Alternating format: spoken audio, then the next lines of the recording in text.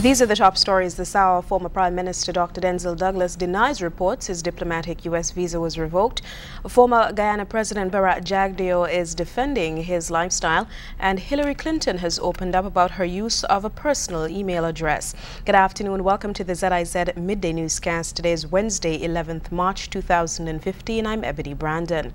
Now we take a look at the news developments in detail.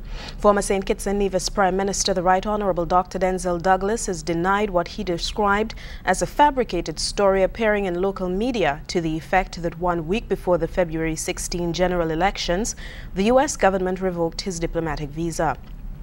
According to Dr. Douglas, claims on an internet-based service known for its propaganda against the Labour administration that he was stripped of his diplomatic visa due to his refusal to adhere to international standards and various advisories in the processing of St. Kitts and Nevis passports and management of the citizenship by investment scheme are completely false.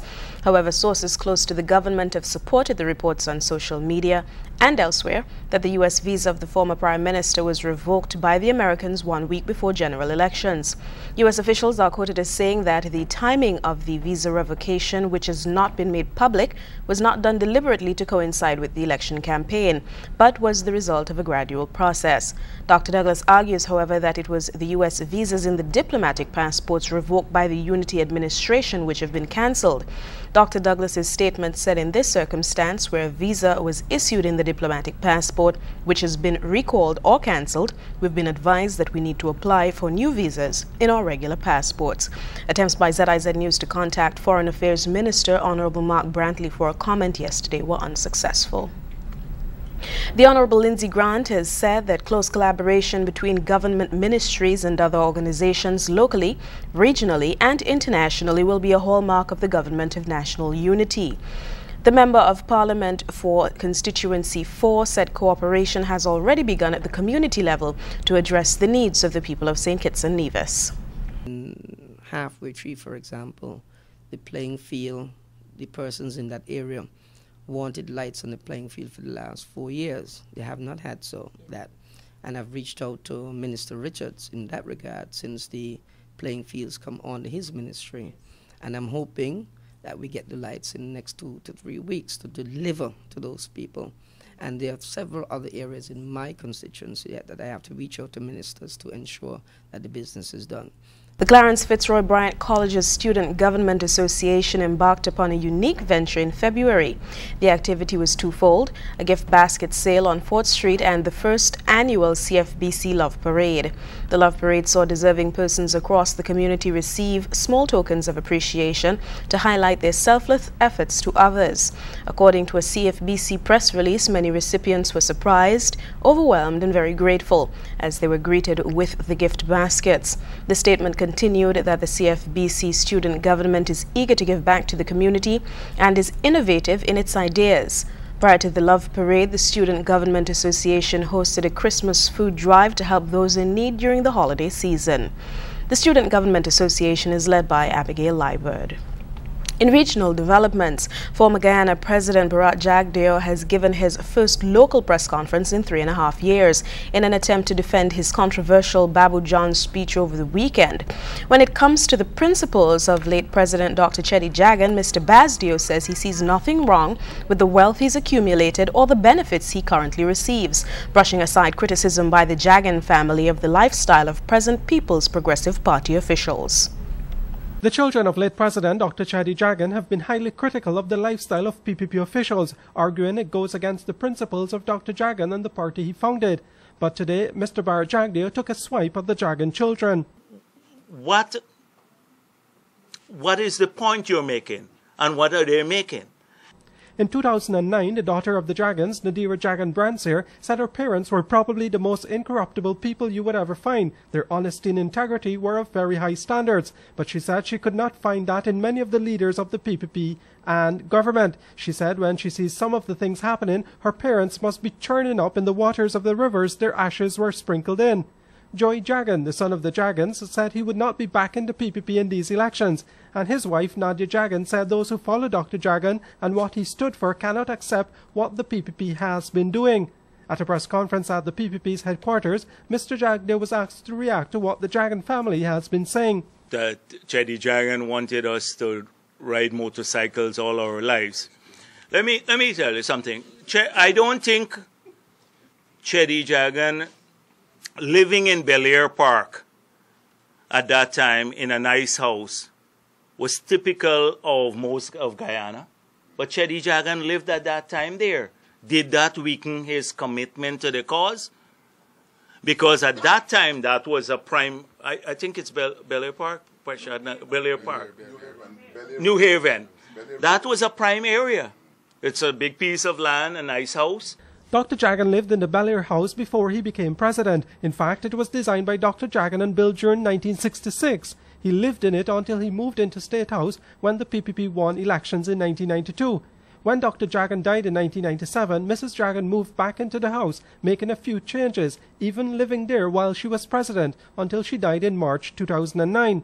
As president, Mr. Jagdeo built a house at Ogle, then sold it, and later he built a mansion by the sea.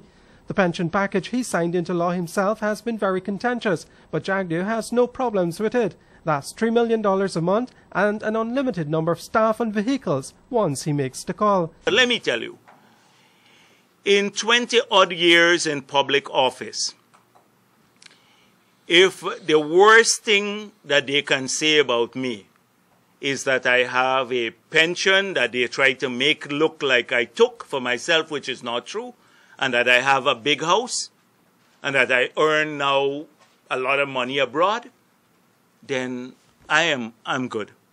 After 20-odd years in public office as Minister of Finance and President. Jagdeo's trip on a private jet to the United States for a medical checkup has also been a source of contention. Today, this was his response when asked about it. That's none of your business. That's a private thing. The state didn't pay for it. Medical benefits to government officials have come under question of recent, when official documents revealed how much government officials were claiming for medical expenses, with the Minister of Amerindian Affairs, Pauline Sakai, taking $2.1 million to fix her teeth. Mr. Jagdeo said President Ramatar intends to change that policy. That commitment, however, has not come from the President himself.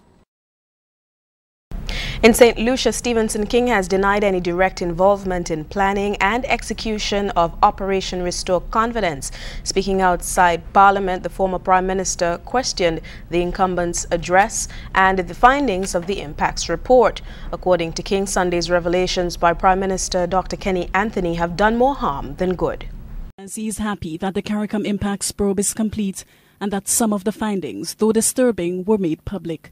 He says this is an important step in order to send a clear message to those impacted by the spate of killings that justice is being served and action being taken in the matter. I think we are going in the right direction in the sense that at least something has been done, to investigate those killings that took place, in which the police were involved.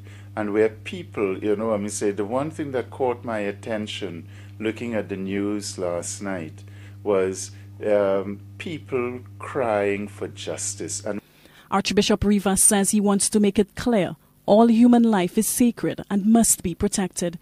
He says the church is opposed to violence in any form and will continue to champion the causes of justice and unity between police and community. We must respect the life of each individual. That's one. We must also respect the dignity of persons. And no matter if they are, the best and the holiest person in society, or what we class the worst and the most violent of persons in society, we have to respect the dignity of the person, because the person has rights. And therefore, those rights have to be respected, And again, we have a just system that guides us, so we have to work within the ambit of the law. The shepherd of St. Lucia's Roman Catholic community says it is now time for healing for the police force and the country. He's hoping that the police and the community can become united in the goal of creating a safe society. We are a people of faith, We pray for healing, And, if we call upon our God, who has the greatest ability, capacity to heal, he will hear our prayers and he will heal our nation and he will heal our people. But we must want it, and this is part of a reconciliation that must take place. So therefore, we cannot approach this situation we are in now as one where we become vindictive and we are looking for retaliation, and what we want now is to build bridges where people can meet and be reconciled, and where we can talk peace and build peace. As the church gets ready for a massive March for Life later this month, the Archbishop is hoping that the public never forgets the sanctity of human life. The Archbishop says if all members of the public are willing to make the effort, have respect for human life and dignity, the society can be changed so that injustice, fear and mistrust can be wiped away. Alison Kentish, HDS News Force.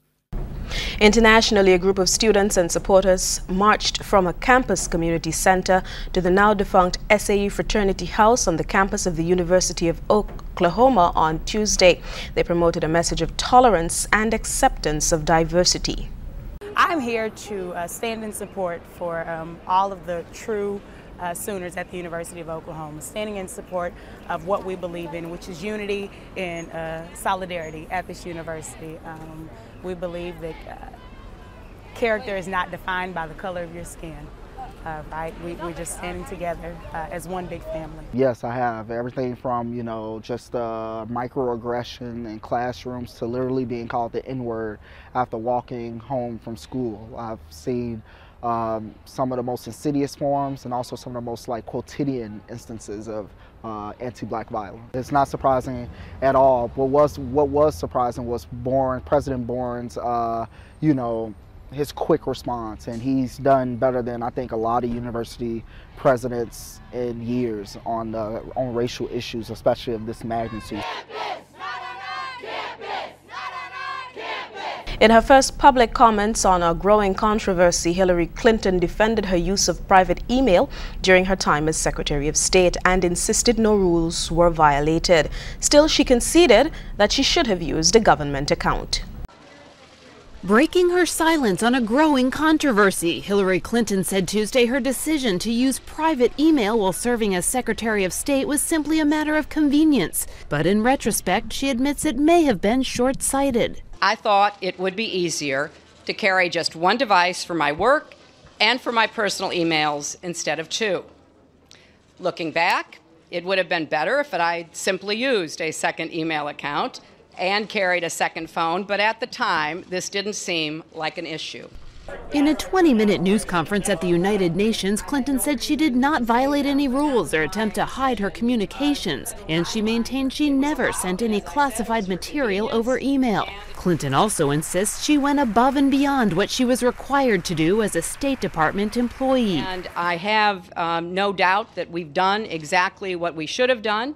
Clinton said she turned over every email from her time as Secretary of State that could possibly be work-related, which amounted to roughly 55,000 pages.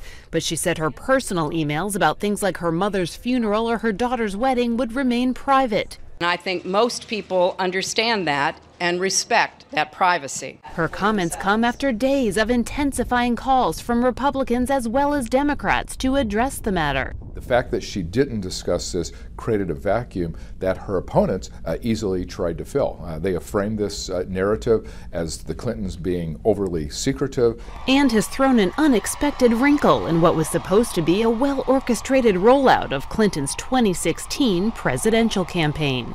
Kelly Daschle, Associated Press. In the weather, winds will blow from the east-northeast to east at 14 to 21 miles per hour over land, peaking to near 29 miles per hour over coastal waters. Seas will be rough with heights of 2.1 to 2.8 meters or 7 to 9 feet. A warning remains in effect for small craft operators against hazardous marine conditions. Seabathers should exercise extreme caution. Weather conditions across the Federation will be partly sunny to cloudy with a good chance of some brief passing showers. Tonight, skies will be partly cloudy cloudy with a good chance of some more passing showers. And that brings us to the end of the ZIZ Midday News presentation. Join us this evening for these stories and more in detail. I've been your presenter, Ebony Brandon.